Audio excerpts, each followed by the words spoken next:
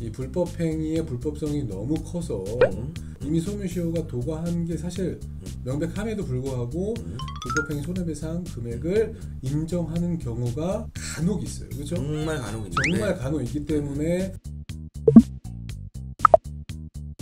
안녕하세요. 주변들의 송계승 변호사입니다.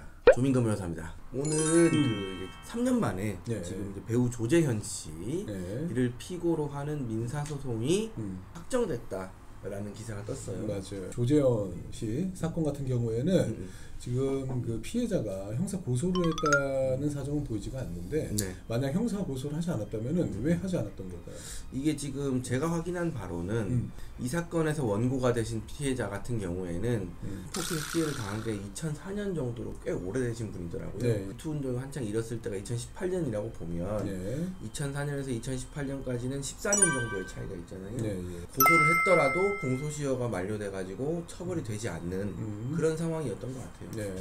강간죄와 강제추행죄 같은 경우에는 모두가 10년 이상의 상한을 규정하고 있기 때문에 공소시효 같은 경우에는 10년의 공소시효가 적용이 돼서 이 사건 같은 경우에는 이미 10년이 훨씬 지난 시점에 고소가 이루어졌기 때문에 게다가 공소를 제기할 수 있는 기간은 도과했다고 볼 수 있겠네요. 그죠? 보통 이제 민사소송 같은 경우에는 이 불법행위의 불법성이 너무 커서 소멸시효를 인정하지 않고 이미 소멸시효가 도과한 게 사실 명백함에도 불구하고 불법행위 손해배상 금액을 인정하는 경우가 간혹 있어요. 그렇죠? 정말 간혹 있는데 정말 간혹 있기 때문에 아마 형사 고소는 접고 민사 손해배상 청구만 제기하지 않았나 라는 생각이 드네요. 어떠세요?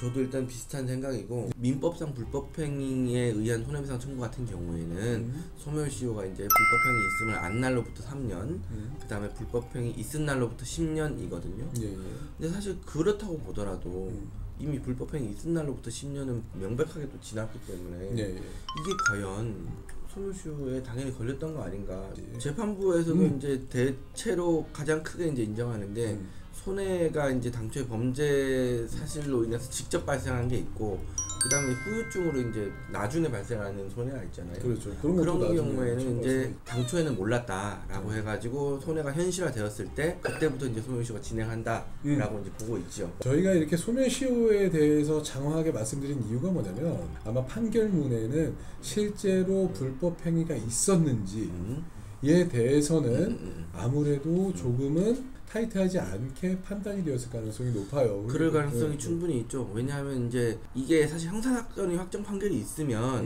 그거는 이제 사실 전제하고 들어가는 건데 이거 같은 경우에는 지금 형사사건도 제대로 없었고 형사사건도 없었고 그나마 이제 민사로 처음부터 이제 하는 거기 때문에 조재현 씨 같은 경우에는 나는 성범죄도 저지르지 않았고 설사 성범죄가 있어서 피해자에게 피해가 있다고 하더라도 소멸시효 도과됐다라는 주장을 둘 다 했을 거예요. 맞습니다. 근데 이제 재판부 입장에서는 사실 성범죄 있었는지 없었는지 자료가 있기 때문에 알 수는 있겠죠.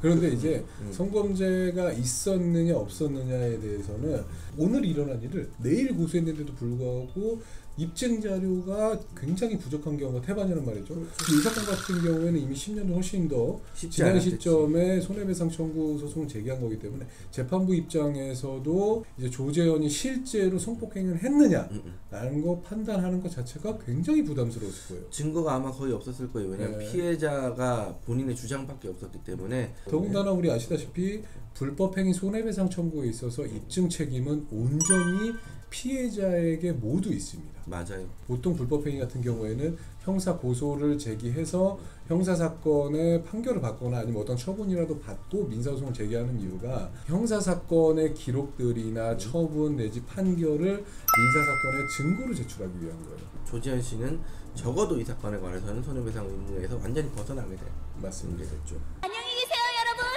전 이 세상의 모든 굴레와 속박을 벗어던지고 제 행복을 찾아 떠납니다. 그렇기 때문에 또 언론에서는 조재현 씨의 이제 복귀 여부에 대해서도 이제 많이 예의주시하고 있는 것 같은데, 혹시 이 관련해서 법률적으로 또 궁금한 점이 생기시거나 그러시면은 얼마든지 댓글로 남겨주시면 저희가 또 성심성의껏 답변을 달아드리도록 하겠습니다. 오늘 영상은 여기까지 할까요? 네, 그러시죠. 좋아요와 구독 눌러주세요.